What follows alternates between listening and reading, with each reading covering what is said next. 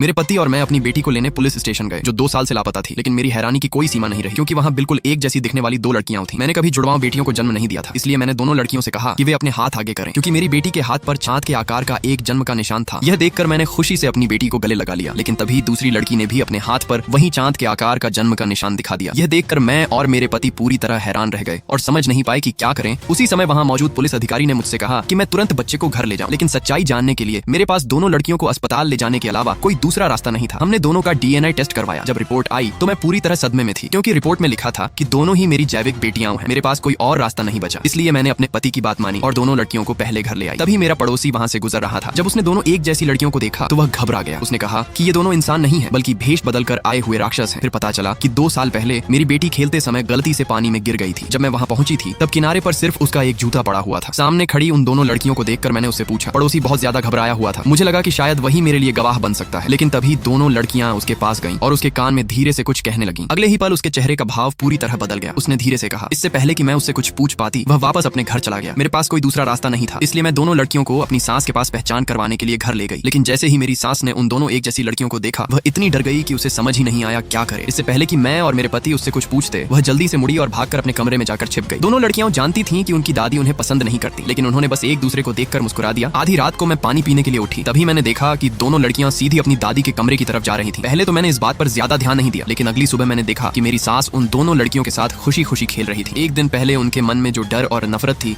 वह पूरी तरह गायब हो चुकी थी। जैसे ही मैं उनसे पूछने वाली थी कि आखिर क्या हुआ, मेरी सास मुझ पर बहुत गुस्सा हो गई, जबकि उन दोनों लड़कियों के साथ उनका व्यवहार बिल्कुल अलग था।